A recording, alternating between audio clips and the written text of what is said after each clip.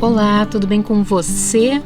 Meu nome é Silvia Greibin, estou muito feliz de nós estarmos novamente aqui juntos e vamos hoje para o segundo capítulo do nosso livro Limites.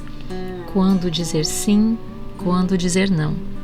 Eu li este livro, mas não encerrei o livro, então eu li parte dele. Estou fazendo essa leitura agora com você. Então, esse é o meu convite, essa é a minha proposta. Eu te ofereço a leitura e você me oferece a sua companhia. E eu espero que esse nosso momento hoje seja muito bom, tanto para mim quanto para você. Vamos lá então ao segundo capítulo?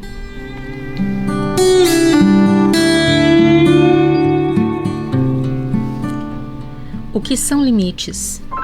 Os pais de um homem de 25 anos me procuraram, Henry, com um pedido bastante comum. Queriam que eu, entre aspas, consertasse o filho deles, Joshua.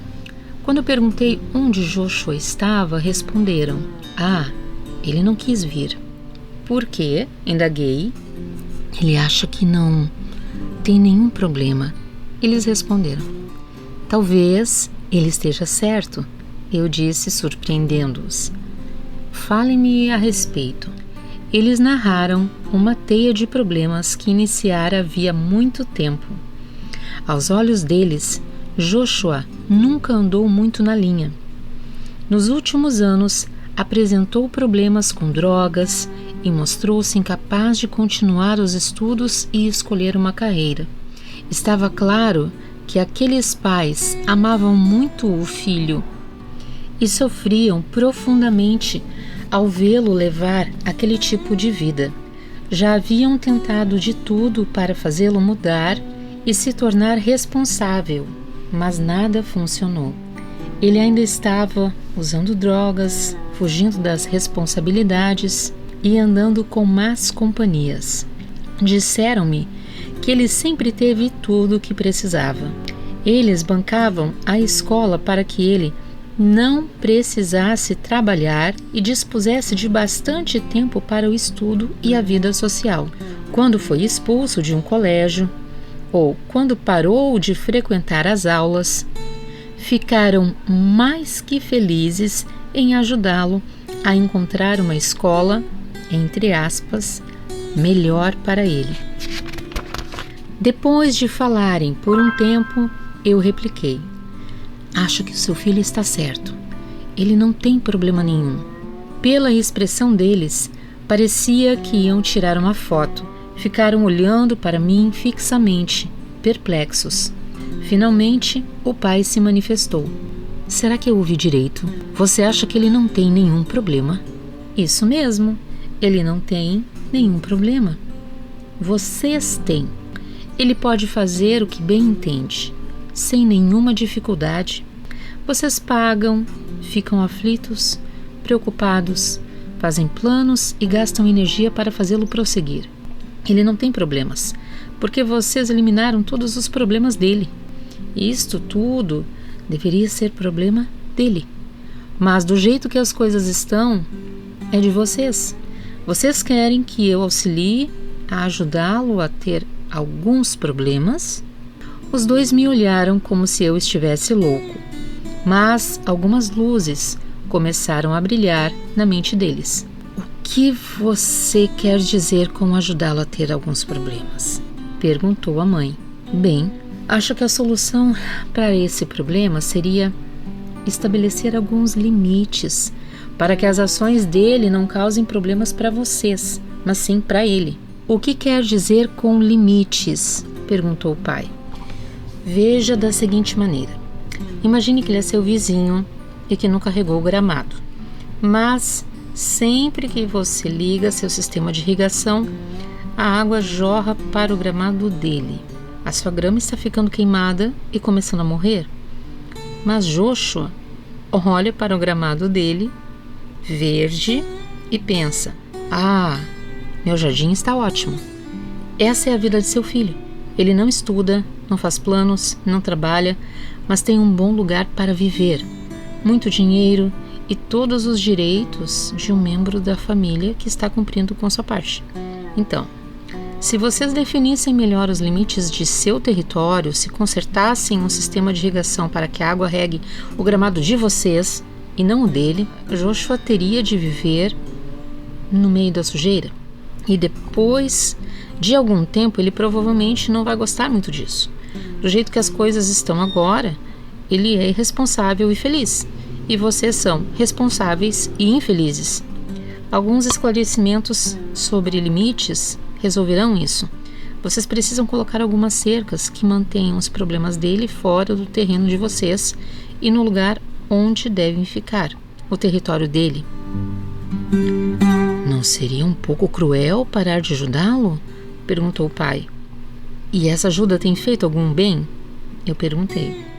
Seu olhar agora dizia que ele estava começando a entender a questão. Limites invisíveis de território e responsabilidade. No mundo físico, é fácil enxergar os limites. Grades, placas, paredes, fossos com crocodilos, gramados bem cuidados e cercas são limites físicos. Apesar de terem aspectos diferentes, todos contêm a mesma mensagem. Aqui começa meu território. O proprietário do terreno é legalmente responsável por tudo o que acontece em sua propriedade. Os não proprietários não são responsáveis por ela. Os limites físicos marcam a linha visível de uma propriedade que pertence a alguém. Você pode ir ao tribunal da cidade e descobrir exatamente quais são os limites da responsabilidade e a quem deve recorrer se tiver algum problema com isso. No mundo espiritual, os limites são igualmente reais, porém mais difíceis de distinguir. O objetivo deste capítulo é ajudá-lo a definir seus limites intangíveis e a reconhecê-los como uma realidade sempre presente, que pode aumentar o seu amor e salvar a sua vida. Na verdade, esses limites definem a sua alma e o ajudam a guardá-la e protegê-la. Eu e os outros. Os limites nos definem o que sou eu e o que são os outros. Um limite pode mostrar onde termino e onde alguém começa, dando-me uma ideia de domínio. Saber do que sou proprietário e assumir a responsabilidade por isso me traz liberdade. Se sei onde meu território começa e termina, sou livre para fazer o que quiser com ele. Assumir a responsabilidade pela minha vida abre para mim um leque de opções. Contudo, se não sou, entre aspas, dono da minha vida, minhas escolhas e opções são muito limitadas. Pensem como seria estranho se alguém lhe dissesse: guarde esta propriedade diligentemente, porque você será responsável por tudo o que acontecer aqui. E não lhe contasse quais são os limites da propriedade, ou se não lhe desse os meios com os quais você deveria protegê-la. Isso é exatamente o que acontece conosco no campo emocional e espiritual. Deus criou um mundo em que vivemos dentro de nós mesmos. Quer dizer, moramos em nossa própria alma e somos responsáveis por aquilo que nos constitui. Cada coração conhece a sua própria amargura e não há quem possa partilhar sua alegria.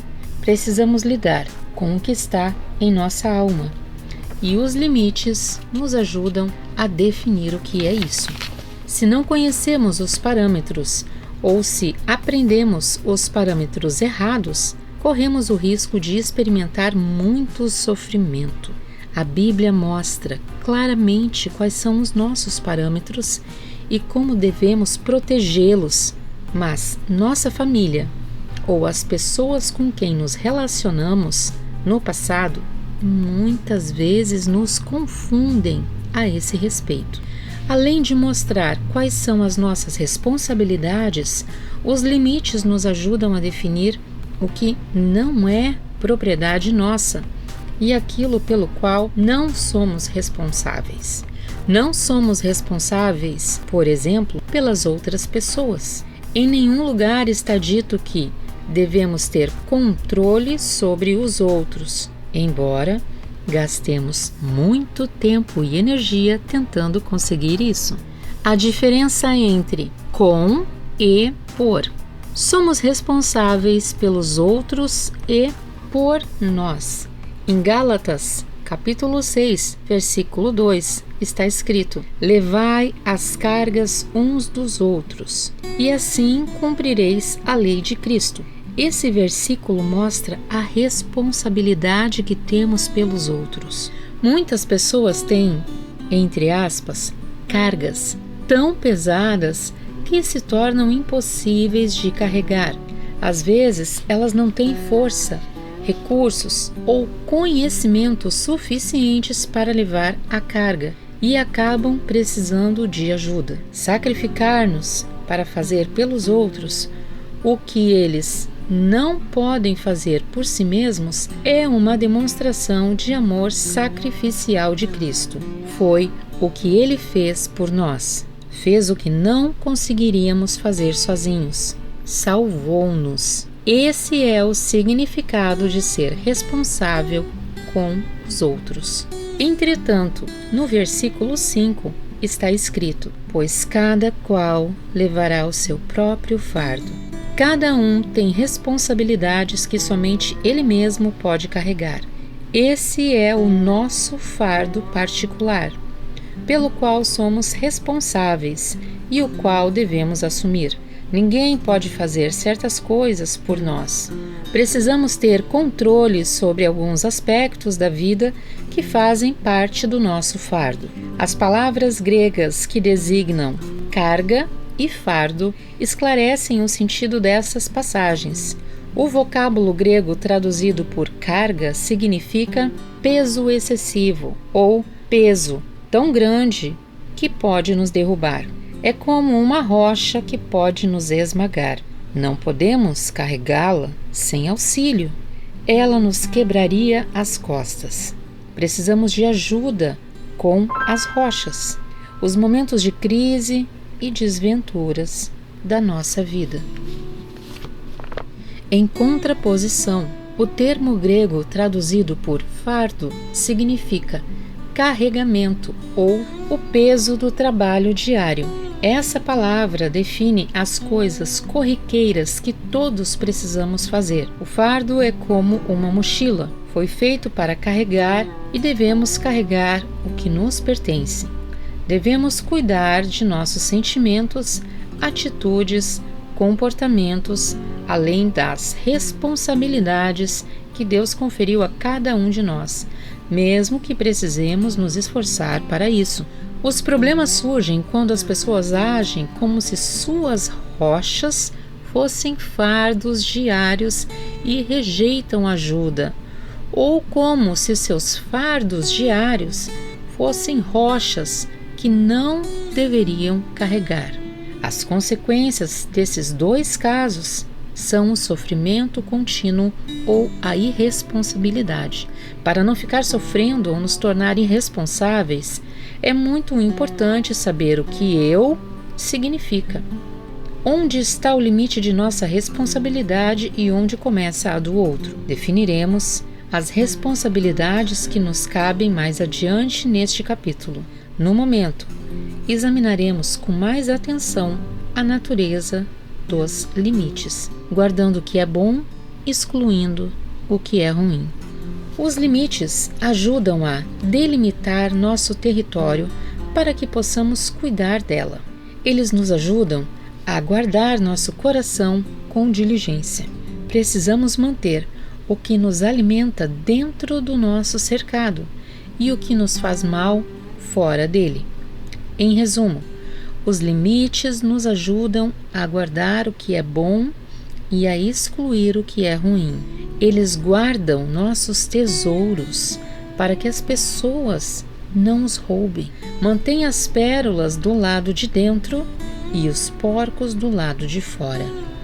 Às vezes, temos o ruim do lado de dentro e o bom do lado de fora. Nesses casos, precisamos ser capazes de abrir nossos limites para deixar que o bom entre e o ruim saia. Em outras palavras, nosso cercado precisa de um portão. Por exemplo, se acho que tenho algum sofrimento ou pecado dentro de mim, preciso me abrir e comunicar isso a Deus e aos outros, para que eu possa ser curado. Confessar a dor ou o pecado ajuda a pôr para fora, de modo que isso não continue a nos envenenar por dentro. Aqui algumas referências como 1 João, capítulo 1, versículo 9, Tiago, capítulo 5, versículo 16 e Marcos, capítulo 7, versículos 21 até 23. E quando o que é bom está do lado de fora, precisamos abrir os portões e deixá-lo entrar.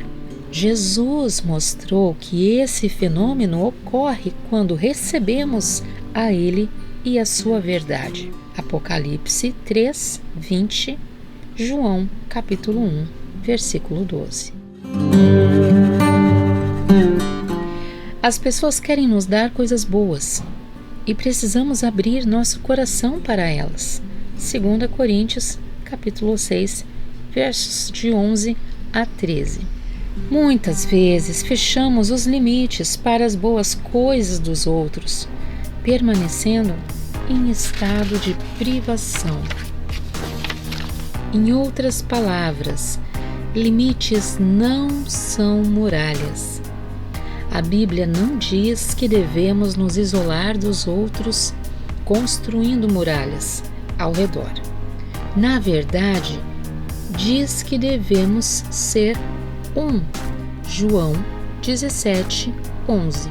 Devemos viver em comunidade. Mas, em todas as sociedades, cada membro tem seu próprio espaço. O importante é que esses limites sejam permeáveis o suficiente para permitir a passagem e fortes o bastante para manter o perigo do lado de fora. Geralmente, quando as pessoas sofrem agressões durante a fase de crescimento, invertem a função dos limites e mantêm o mal dentro e o bom fora. Quando Mary era pequena, sofreu agressões do pai. Ela não teve estímulo para criar bons limites. Por consequência, fechou-se, guardando a dor internamente. Não se abria para expressar sua mágoa e livrar sua alma disso. Também não permitia que a ajuda de outros entrasse para curá-la. Além disso, deixava que os outros continuassem a descarregar mais dor em sua alma.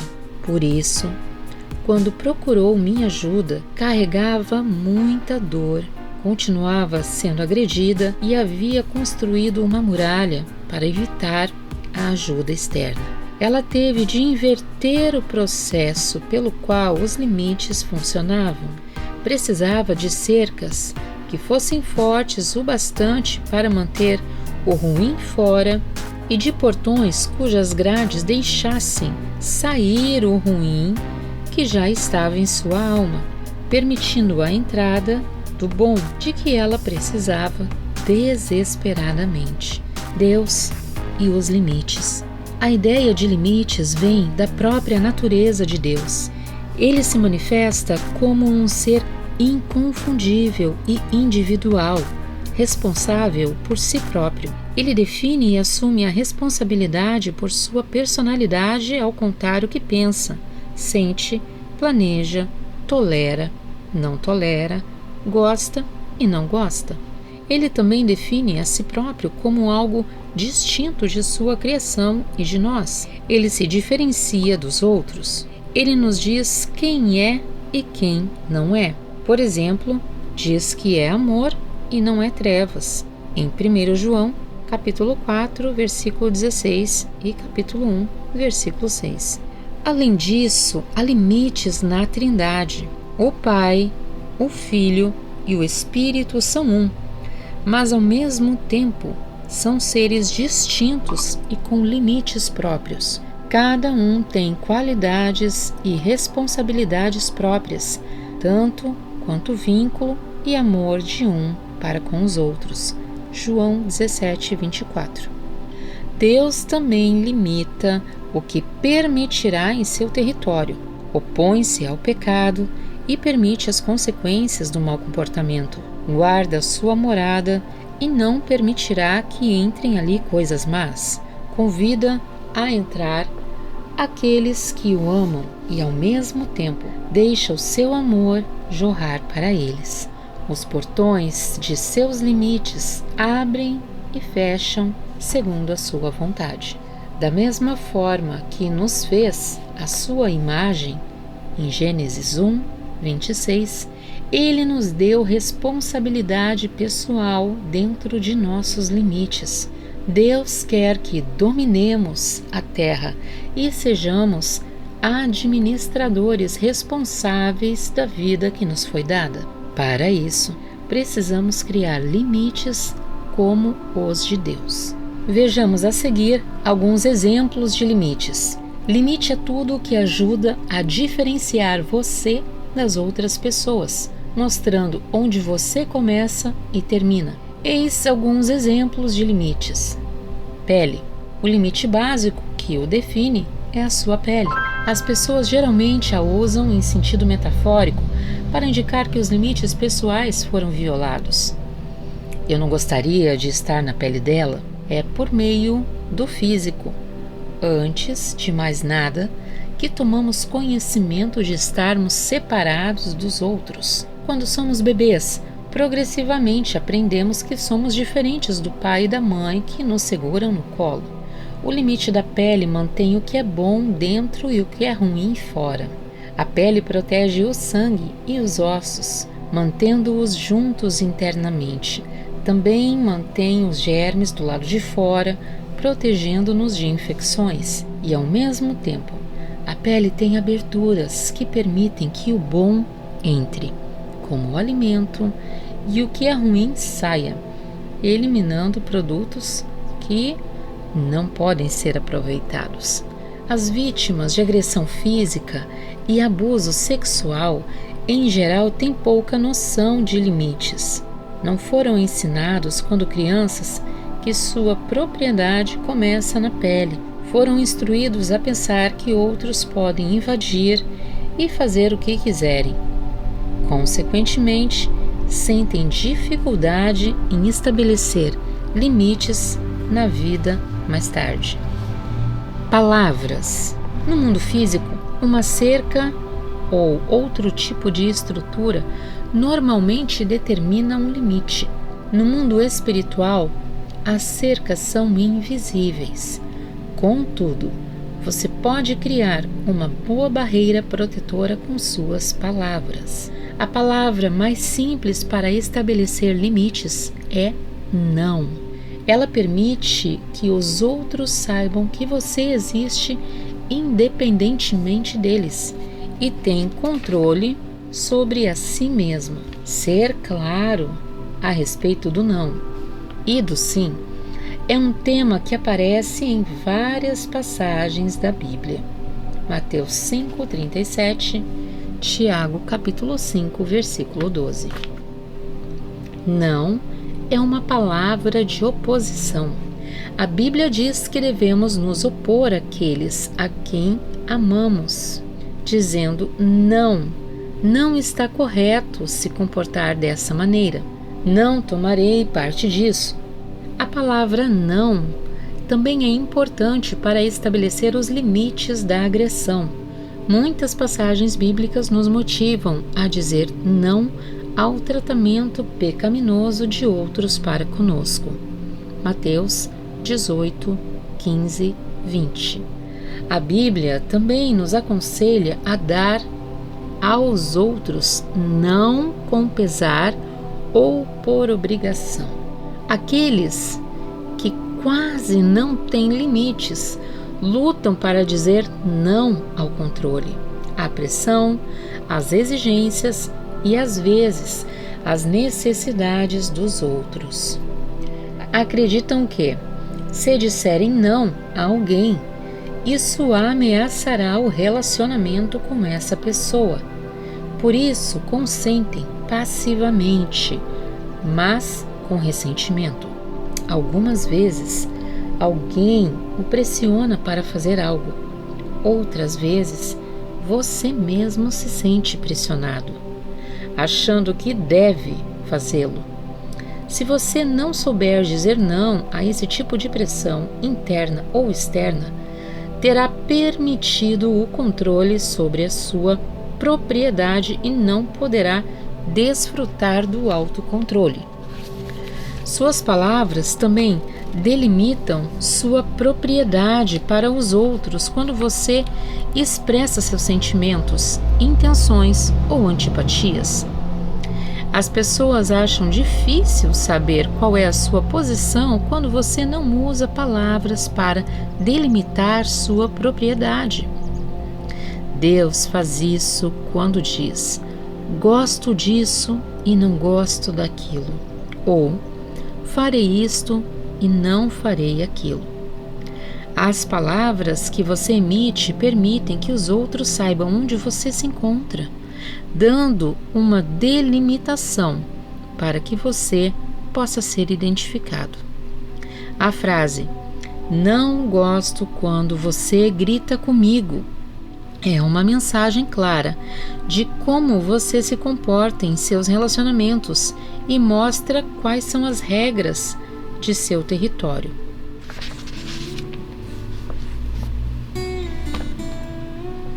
Bem, como este capítulo é bem longo, eu vou dividi-lo em 2 partes. Então, por hoje nós encerramos a parte 1 do capítulo 2 e amanhã eu retorno com a segunda parte do capítulo 2. É muita coisa. Eu sugiro que você, quando ouvir alguma informação que acha importante, pode ser algo que você concorde, que você não concorde, ou que você sinta que ali existe algo a mais. Então, pegue um material de anotação, anote a pergunta, anote as respostas, anote os versículos, leia, converse com alguém sobre isso, um amigo, uma amiga, em oração com Deus, converse sobre isso, talvez leve para o terapeuta. Mas eu aconselho que você, quando encontrar algo importante, realmente anote para revisitar esse assunto após a leitura ou no momento que você achar oportuno. Certo? Muito obrigada pela sua companhia. Se você gostou, deixe o like, se inscreva no canal e me acompanhe no restante da leitura de Limites. Envie para alguém que você gosta. Muito obrigada e até amanhã.